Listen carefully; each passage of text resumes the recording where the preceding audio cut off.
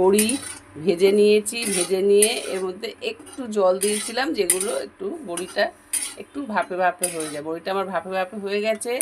শুকনো কড়াইতে ভেজেছি, কিন্তু তেল দিয়ে এক ফোঁটাও আমি বড়ি ভাজিনি, কেননা তেল দিয়ে বড়ি ভাজলে বড়ি শক্ত হয়ে যায়, সেই বড়ি খেতে ভালো লাগে না।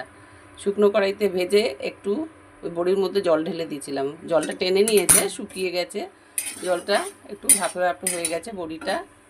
এইবারে আমি কী রান্না করবো বলো তো?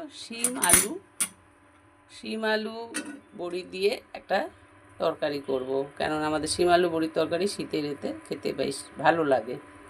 এটা করব। এটার মধ্যে এবারে ঢেলে ফেললাম এটাকে। দেখো কড়াই গরম হয়ে গেছে, এখানে একটু শিমটাকে একটু ভাপে ভাপে করে নেবো। তেল দিলাম, তেলের মধ্যে এই শিমটাকে ধুয়ে রেখেছি, শিমটাকে একটু নেড়ে নেব। একটু হলুদ দিয়ে নিলাম আর একটু নুন দিয়ে নিলাম, এটা দিয়ে একটু নেড়ে নেব।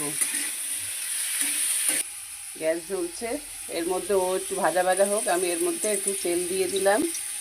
এতে একটু তেলের মধ্যে একটু কালো জিরে দিয়ে দিলাম, আর এর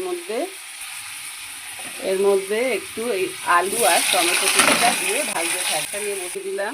একটু হলুদ দিয়ে দিলাম আর একটু নুন দিয়ে দিলাম। আমার এই করে করে নুনটা দেয়াই। দেখো এর মধ্যে আমার জিরে, আদা, ধনে, শুকনো লঙ্কা বাটা, এই মশলাটা দিয়ে আমি রান্না করব। এই মশলাটা আমি এই আলুর মধ্যে দিয়ে দিলাম, ওটা ভাজা হয়ে গেছে, এটার মধ্যে দিয়ে দিলাম। এটাকে একটু কষিয়ে নেব মশলাটাকে।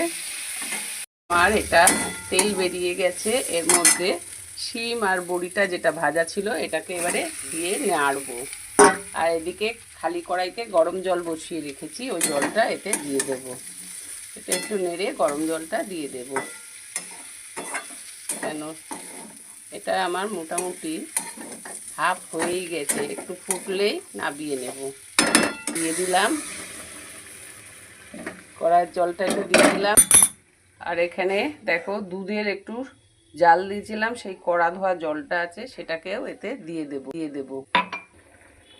শিম আলু বড়ি এটা হয়ে গেছে। এর সঙ্গে বেগুন দিলেও ভালো লাগে, কিন্তু আমি বেগুন দিইনি, যেহেতু শাশুড়ি মা খায় না, ওই জন্যে বেগুনটা দেয়া হয়নি।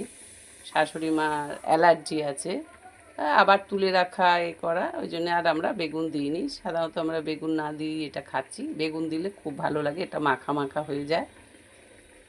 তোমাদের কেমন লাগলো শিম আলু বেগুনের সরি, দেখেছো আমি বেগুন বলেই দিচ্ছি, এর সাথে বেগুনটাই মেশে, কিন্তু কি করব, বেগুন দিতে পারিনি আমি। তোমরা বেগুন দিয়ে খেও, ভালো লাগবে এটা। আমার এই রান্নাটা তোমাদের কেমন লাগলো একটা লাইক কমেন্ট শেয়ারের মাধ্যমে জানিও। যারা ইউটিউব থেকে দেখছো তারা একটা সাবস্ক্রাইব করে দিও, আর ধৈর্য সহকারে দেখো ভিডিওটা, মাঝখান থেকে স্কিপ করে চলে যেও না, তাহলে পুরোটা বুঝতে পারবে না। তাহলে রাখি এখন, টাটা, আবার অন্য কিছু নিয়ে আসবো।